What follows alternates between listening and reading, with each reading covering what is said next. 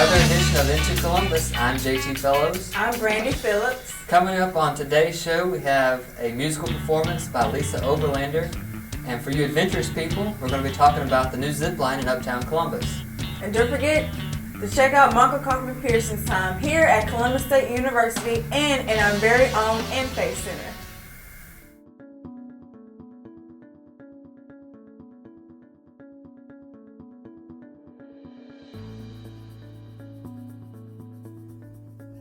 Hello everyone, I'm honored to be here with Mrs. Monica Pearson. As an Atlanta native, I grew up watching her with John Pruitt as well as Jovita Moore, and just growing up in the Atlanta area, that was all I knew. 37 years in the business, there's something that you're doing that everyone else is not doing. I love the atmosphere here, and I love what you all are doing in the public service area, actually producing spots for community groups and making a difference. So you all are learning how to do your craft, but more importantly, you're helping your community too. You keep yourself visible and you keep yourself involved. And as long as you do that, people keep you front of mind, which helps you to remain in that position for a long time. As long as what you're doing, you're still doing it at the same level while being involved in the community. Be passionate about your calling, your career, your work.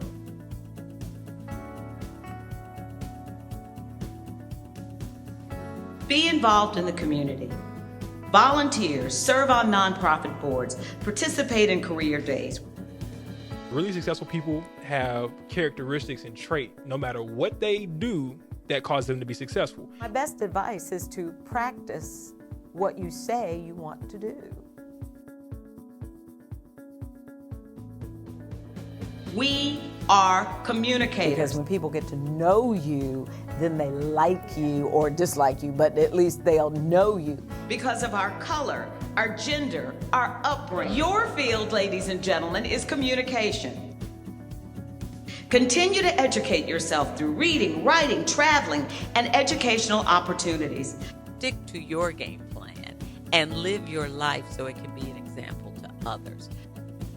Do something outside of yourself.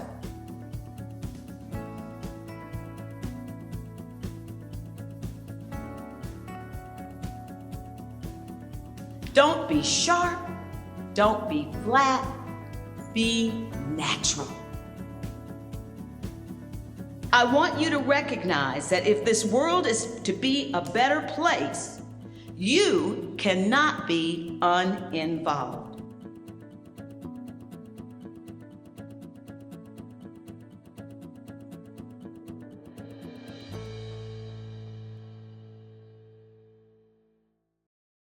The ROTC program participates in a lot of events throughout the year, and we've got our own signature event coming up October 25th. It's the Cougar Madness 5K and 10K this year. We've added an extra 5K to the event. It's a race for everybody. There's all sorts of ability groups and age groups out there. We've got prizes. We're going to have all sorts of vendors out there as well. It's just to, to get the community involved with the run, promote some fitness, promote the ROTC department importantly, and we're also involved with the House of Heroes as well. They're our charity we're in partnership with. So not only are we supporting the community, but we're also supporting veterans as well, in the House of Heroes program. The Cougar Madness 5K, 10K will be on CSU. It'll be, we'll start right next to the rec center, and we'll have a run around the neighborhoods in the area. October 25th at 8:30 a.m. So you go to estartline.com, or you can also sign up at Big Dog Running Company, or come down to the ROTC department, and we'll put you on your way. And we work out of Stanley Hall.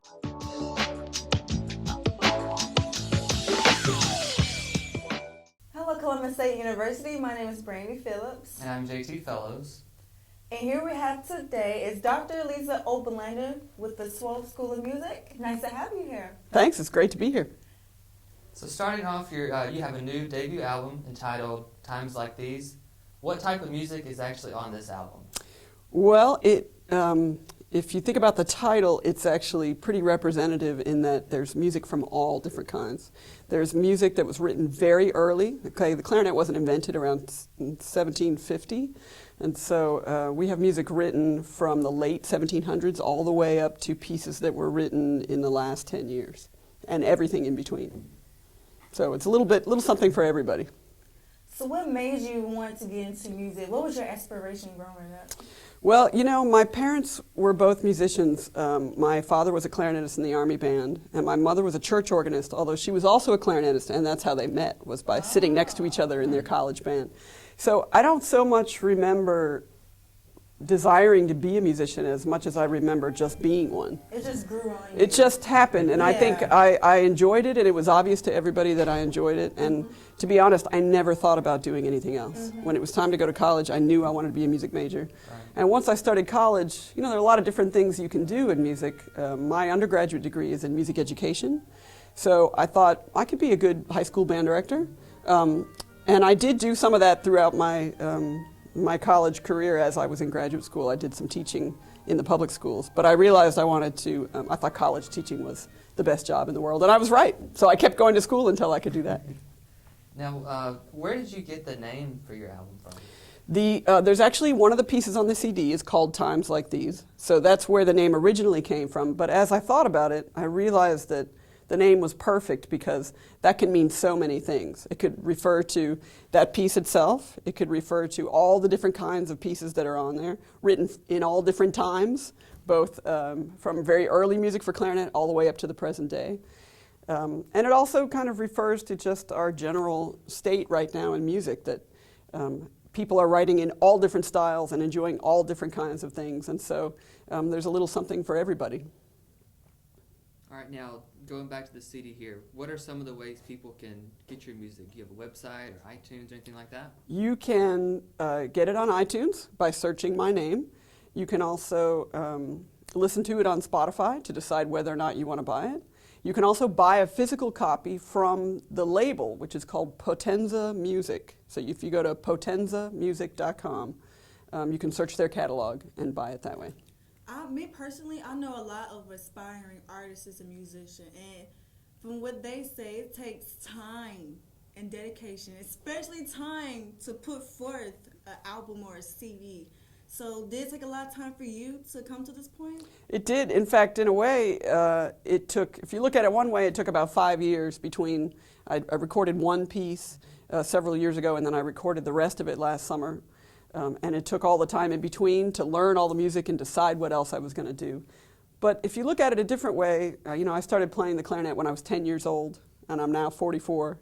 So if you look at it in a way, I've actually been preparing for 34 years to do that, because you can't do that until you've sort of done everything in between. Okay, back to education. I see that you're a professor here at Columbus State. Right. And what kind of classes do you teach? Well, I teach a large studio of clarinet players. I have 20 clarinet majors right now. They're all, clarinet is their primary instrument, so I teach each one of those people a private lesson every week, and then we have studio class all together, all 20 of us together every Friday, where students play for each other. So my job is to take those students when they come in and make them the very best clarinet players they can be. And some of them are going to go on to graduate school and hopefully do what I do. Some of them are going to go on to be really great public school teachers, which is really fantastic, and we need those people. Some of them are going to teach elementary school.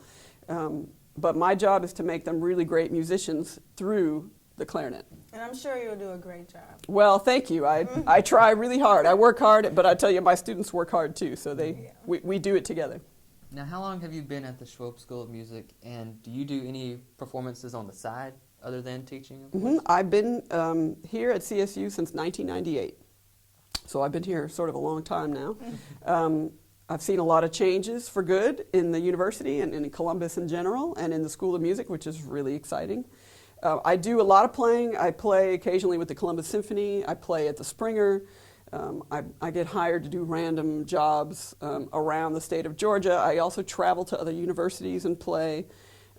So far this year, I've been at Samford University, and in the spring, I'll be going to Northeastern University in Oklahoma to do a clarinet, to be the guest artist at a clarinet day there. I've played in Idaho. I've also played at international conferences for the clarinet. There's a big clarinet society, played in Tokyo and played in Belgium. So you basically do your own tours. That's right. That's right. And it's all about spreading the name of Columbus State and getting experience for myself, but also attracting students to come here from all over.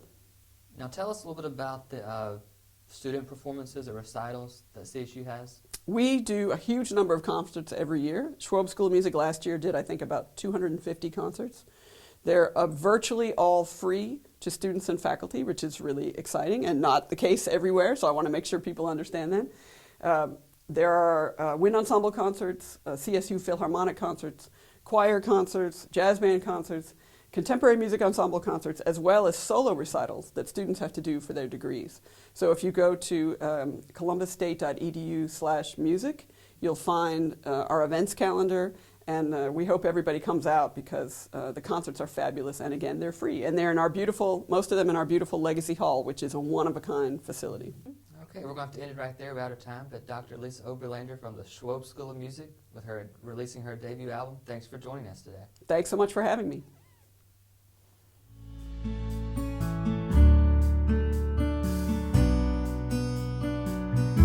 When I came here, I saw that I would have more experiences and I would have more engagement with my professors and the local community than I would have maybe if I went to a larger city. I wanted to be on TV. I wanted to get those opportunities that would come from being on TV.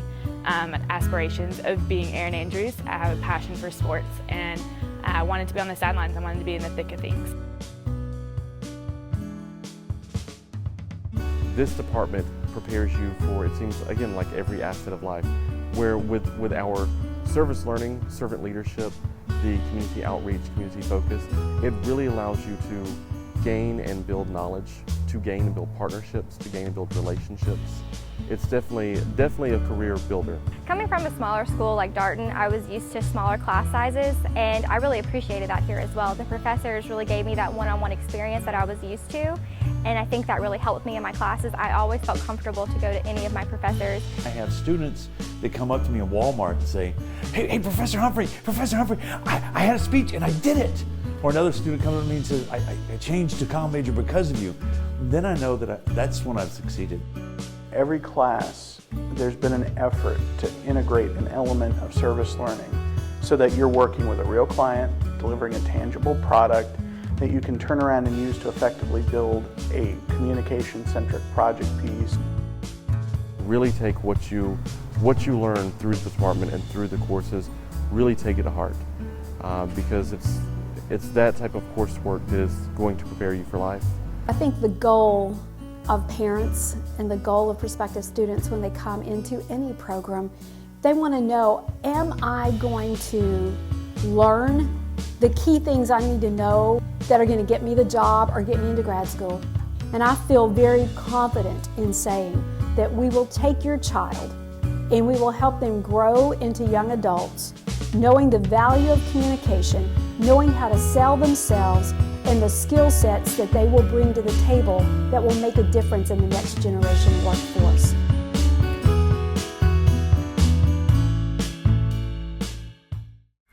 Back to what you said earlier about the food and vendors you checked out. What have you checked out so far? So far, downtown, I've checked out Mama Goldberg's, Your Pie Pizza, and also Samurai, Japanese place.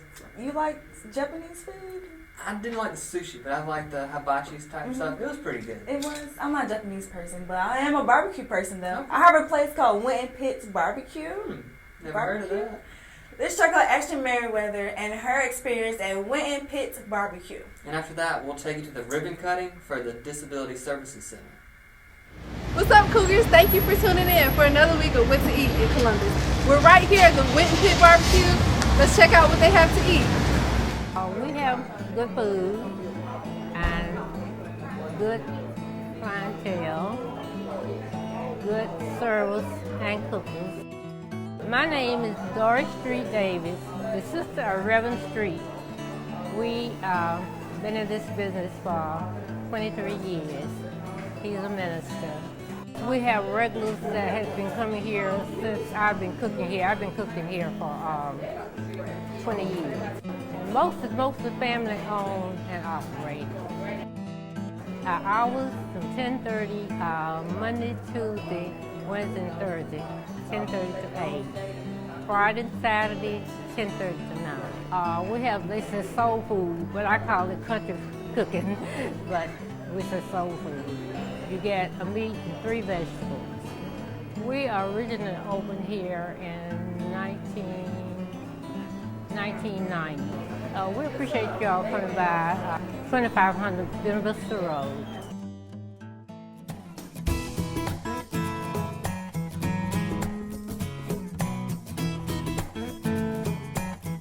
The Disability Service Center of the Chattahoochee Valley. The Disability Service Center held its grand opening in downtown Columbus.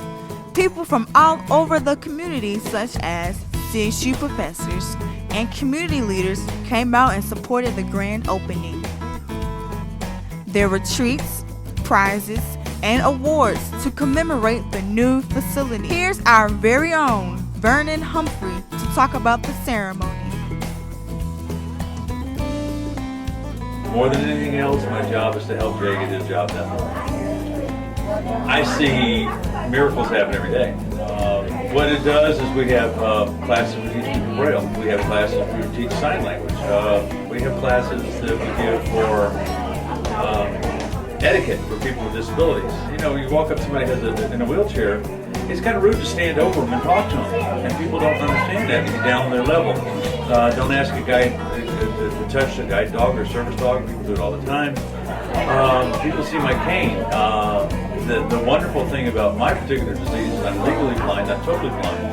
And most people have the same perception of blindness that I did. Either it's a light switch or off or on. Total darkness or everything. And I didn't realize that there's a continuum. And part of my job here is I get to teach people about that continuum. What else does the Disability Service Center do? It helps people with wheelchair ramps, car modifications, prosthetics. Shows them that being disabled doesn't mean dead. Gives them a hope for a future. Well, today was about the ribbon cutting and grand opening, a networking tour, for lack of a better word, of our new facility here at the corner of 10th Street and 3rd Avenue in Uptown Columbus. Well, in essence, we're a one-stop shop for disability resources and services, whether it be home or vehicle modification, continuing treatment, continuing health care, or working in the realm of advocacy, patient or consumer advocacy, or even employability skills and computer technology training here in the office. I would just like to give a huge thank you to our partners here in the community, as well as all of our consumers and all of our wonderful volunteers that have helped put this together.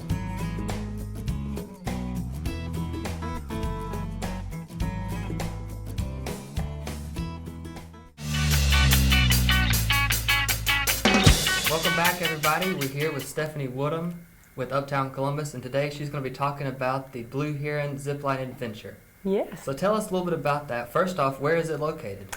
The Blue Heron Adventure Zipline starts at 11th and Bay in Uptown Columbus, right there on the river, right in front of Whitewater Express.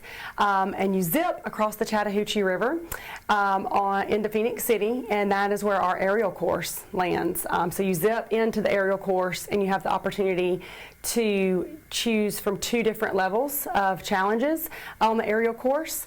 It's a ton of fun for families.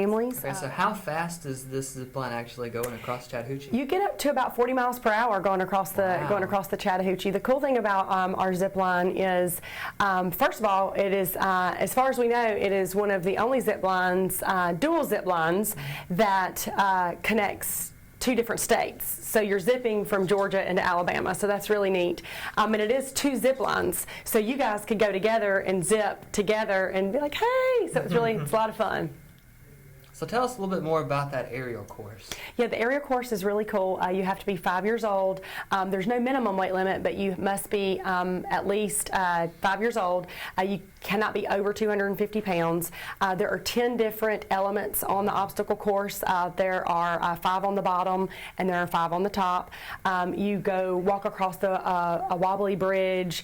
You climb a spider web to go across to the next element. You crawl through a tunnel. You swing like Tarzan on different ropes. And it's a fun time for the entire family. Now, is that on the Columbus side or Phoenix City? The aerial course is actually on the Phoenix City side. So you zip from Columbus across the Chattahoochee into Phoenix City, Alabama, and that's where you kind of hang out for a little bit. You do the aerial course, and then there's another zip line where you go down the side of the riverbanks in Phoenix City. That sounds really adventurous. It is. It's definitely a thrill-seeking. Have you gone on it before? Absolutely. Oh, yeah. Yes. I should have known. Oh, yeah. Absolutely. Any adventure-seeking elements that come to Columbus, I'm happy to be the first to try. You know, you can bring the entire family out. I have a 7-year-old and a 5-year-old, and both of them really enjoyed the aerial course. This reminds me, the zip line reminds me of the time I went zip lining for the first time over the summer. Mhm. And I'm scared of heights. Yeah, me too. So I overcame my fear of heights that Me day. too, Going me through too. obstacles of wobbly logs and Exactly. zip lining from across the ocean. We went in Pine Mountain. It was. Yeah. Did you go to Cali Gardens? Yes, yes, Yeah. yes. Awesome. Yeah, it's a fun time. So I might relive that moment again. Yeah, you have to go check it out here. You know, again, it's different here because you're actually zipping across water, zipping from state to state, and you're in an urban environment. So it's really neat, unlike any experience in this area. All right, before we wrap it up, go over the age and weight requirements again one more time for us. So for the aerial course, you have to be 5 years old. There's no minimum weight. You cannot be any more than 250 pounds. For the zip line, you must be 7 years old and at least, or 10 years old and at least 70 pounds. No more than 250 pounds. All right, Stephanie Woodham with Uptown Columbus, thanks for coming on today talking about the Blue Heron Zipline Adventure. Yes, thank you for having me. We look forward to everybody. We invite everybody to come out and enjoy the Blue Heron Adventure. Zip line with us, come raft with us, come do the aerial course with us. For more information, you can visit uptowncolumbusga.com.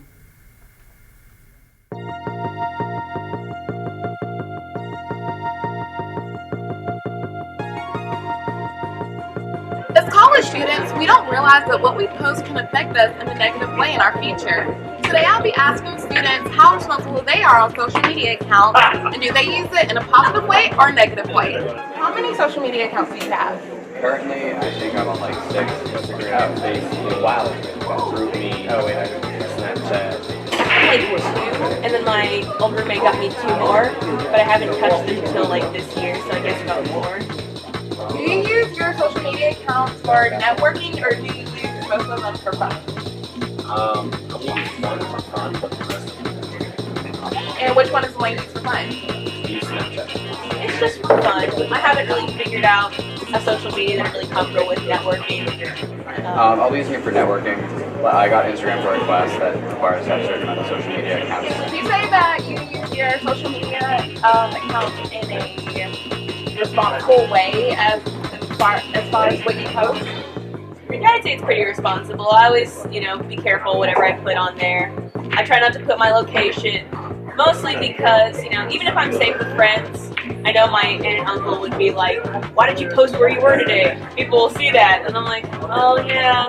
Do you put pictures on there that you maybe shouldn't put for maybe future employment opportunities, or is it kind of just, you just put whatever? I used to, but I do basically put it out. I don't want to be a stick in the mud, so if I post something silly that I know a friend will get, we'll get it. This is Brianna McLean, and thanks for watching. Don't forget to be responsible on your social media account.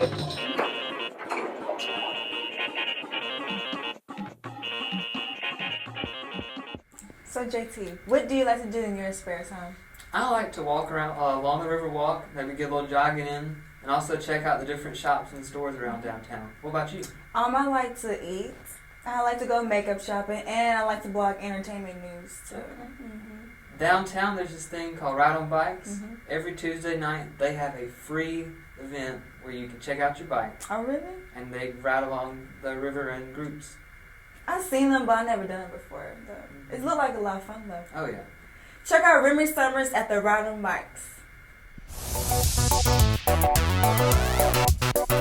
So, what exactly is Ride on Bikes? That's a big question. So Ride on Bikes, it's not just a bicycle shop.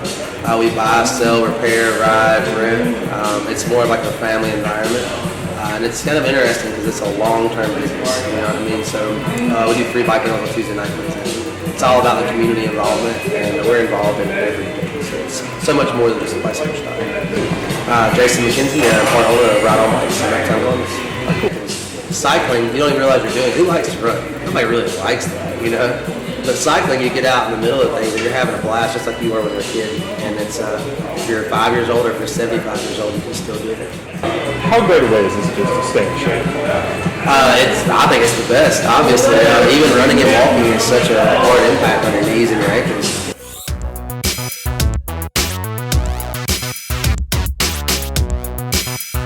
How good do you feel when you just walk by and see somebody wearing a Ride on Bike t-shirt? It's everything to me. The fact that my logo, you are proud of it and that you want to be a part of it. When I see my sticker on the back of somebody's car, which is a lot, or I got them all over the world. There's one in the Roman Coliseum right now. It makes me feel real good that people attach themselves to what Ride on Bike stands for and they get it. It's not just a bicycle shop.